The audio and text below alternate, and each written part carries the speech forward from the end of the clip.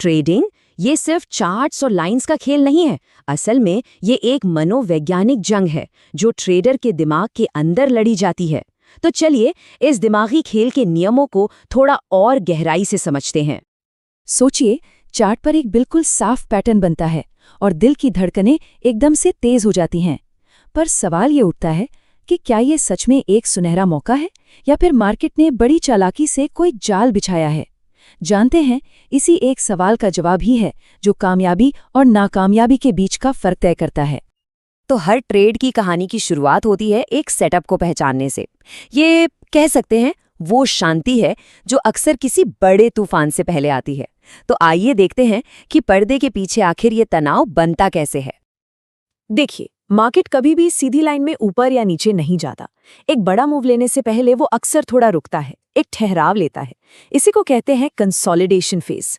इसमें होता क्या है कि कीमतें एक बहुत ही तंग दायरे में सिमट जाती हैं, पर ये शांति ना एक धोखा है।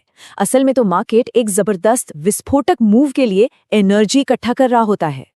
और पता है, इसी ठहराव से एक पैटर्न निकलकर सामने आता है, अवरोही त्रिभुज, जिसे डिसेंडिंग ट्रायंगल भी कहते हैं।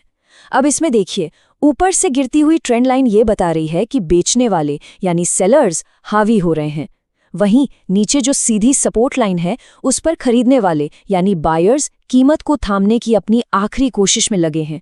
ये बायर्स और सेलर्स के बीच एक जबरदस्त रस्साकशी है और प्रेशर वो लगातार बढ़ता ही जा रहा है। और अब कहानी उस मोड़ पर आ जाती है जहां सारा का सारा एक्शन है, यानी द ब्रेकडाउन। जी हाँ, ये वो पल है जब मार्केट अपना फैसला सुनाता है।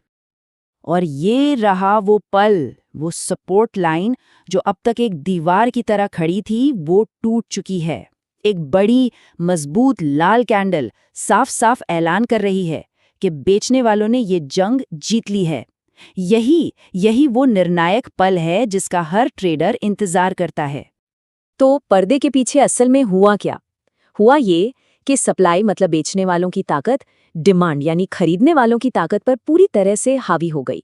कह सकते हैं कि खरीदने वालों का किला ढह चुका है और मार्केट का जो बैलेंस है वो अब पूरी तरह नीचे की तरफ झुक गया है। लेकिन यहीं से असली खेल शुरू होता है, दिमाग का खेल। देखिए, चार्ट पढ़ना एक बात है, पर अपने इमोशंस को काबू में रखना वो बिल्कुल दूसरी। तो चलिए समझते हैं कि आखिर क्यों ज्यादातर नए ट्रेडर्स इसी क्रूशल मोड पर सबसे बड़ी गलती कर बैठते हैं। एक नया ट्रेडर जैसे ही ब्रेकडाउन देखता है, उसके दिमाग में आता है, बस हो गया काम, अब तो मार्केट पक्का नीचे जाएगा, अब तो मैं अमीर बनूंगा। और बस यही सोचना सबसे बड़ी गलती है। ये सोच आती है ओवर कॉन्फिडेंस और फोमो से, मतलब फेयर ऑफ मिसिंग आउट से। वो बस एक्शन लेने के लिए बेचैन हो जाते हैं। लेकिन मार्केट की सच्चाई वो बिल्कुल अलग है। यहाँ कुछ भी 100% पक्का नहीं होता। हमेशा एक फेकआउट का खतरा बना रहता है। फेकआउट मतलब जहाँ कीमत अचानक पलटकर तेजी से वापस ऊपर चली जाती है और सारा पैसा डूब जाता है। इसलिए सबसे जरूरी सबक ये है, भविष्यवाणी नहीं करनी है, बस मार्केट की चाल पर रिएक्ट करना है। तो सवाल ये है कि इस अनिश्चितता, इस अनसर्टेनिटी से निपटा कैसे जाए? जवाब है एक ठोस डिसिप्लिन्ड प्लान। चलिए अब एक प्रोफेशनल ट्रेडर की स्ट्रैटेजी पे नजर डालते हैं जो इमोशंस को इस खेल से पूरी तरह बाहर कर देती है। सफलता की चाबी सिर्फ 2 शब्दों में छिपी है, धैर्य और अनुशासन। ट्रेड में कूदने से पहले खुद से बस एक सवाल पूछना जरूरी है, क्या कैंडल सपोर्ट के नीचे क्लोज हुई है? मतलब क्या उसने अपनी क्लोजिंग सपोर्ट के नीचे दी है? जल्दबाजी बिल्कुल नहीं करनी है। कंफर्मेशन का इंतजार करना जुआ खेलने से हमेशा बेहतर होता है। एक प्रोफेशनल के प्लान के 3 मजबूत पिलर होते हैं। पहला, सही एंट्री, दूसरा, एक सेफ्टी नेट यानी स्टॉप लॉस, और तीसरा, एक साफ सुथरा टारगेट। चलिए अब इन तीनों को एक एक करके समझते हैं। तो पहला पिलर, सही एंट्री। ट्रेड में घुसने की कोई जल्दबाजी नहीं। सही टाइम होता है ब्रेकडाउन कैंडल के सपोर्ट के नीचे क्लोज होने के ठीक बाद। जैसे ही ये कंफर्मेशन मिलता है, एक सेल ऑर्डर प्लेस किया जाता है। अब बात करते हैं सबसे जरूरी चीज की, वो सेफ्टी नेट यानी स्टॉप लॉस। ये एक पहले से तय किया गया एग्जिट पॉइंट है। कि अगर ट्रेड हमारे खिलाफ जाता है तो बाहर कहाँ निकलना है। इसे आमतौर पर पिछले स्विंग हाई के मतलब कीमत के पिछले सबसे ऊंचे पॉइंट के ठीक ऊपर रखा जाता है।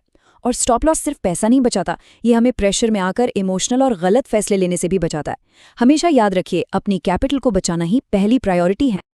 और तीसरा पिलर है अपना टारगेट सेट करना, मतलब प्रॉफिट कहाँ बुक करेंगे। इसका एक गोल्डन रूल है, कम से कम 1:2 का रिस्क रिवॉर्ड रेशियो रखना।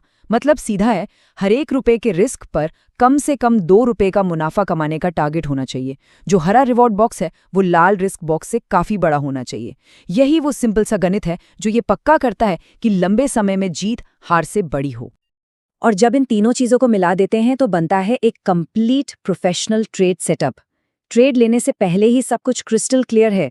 हमारी एंट्री कहाँ है, हमारा मैक्सिमम रिस्क कितना है और हमारा पोटेंशियल रिवॉर्ड क्या है। कोई अंदाजा नहीं, कोई उम्मीद नहीं, सिर्फ एक ठोस प्लान। तो चलिए अब इस पूरी स्ट्रैटेजी का जो निचोड़ है उसे एक गोल्डन रूल में समझते हैं। ये एक ऐसी सोच है जो हर कामयाब ट्रेडर के डीएनए में होती है। डिसिप्लिन बनाए रखने का एक बहुत ही असरदार तरीका है एक चेकलिस्ट। हर ट्रेड से पहले ये सवाल पूछने चाहिए, क्या पैटर्न साफ है, क्या ब्रेकडाउन कैंडल मजबूत है, क्या स्टॉप लॉस सेट हो चुका है और क्या रिस्क रिवॉर्ड हमारे पक्ष में है। ये सिंपल सा प्रोसेस अनगिनत इमोशनल गलतियों से बचा सकता है। और ये रहा वो गोल्डन रूल, उसे ट्रेड करो जो दिखता है, उसे नहीं जो लगता है। इसका मतलब है अपनी उम्मीदों या डर के बेसिस पर नहीं, बल्कि चार्ट पर जो ठोस सबूत दिख रहे हैं उनके आधार पर फैसले लेने हैं, मार्केट को रास्ता दिखाने देना है। तो कुल मिला के बात यह है कि चार्ट पर पैटर्न पहचानना सीखना आसान है, असली चुनौती तो अपने मन को, अपने दिमाग को साधना है। कामयाबी का राज एक डिसिप्लिन्ड प्लान को फॉलो करने और मार्केट की हमेशा इज्जत करने में ही छिपा है, क्योंकि दिन के आखिर में ट्रेडिंग 90% साइकोलॉजी का ही खेल है।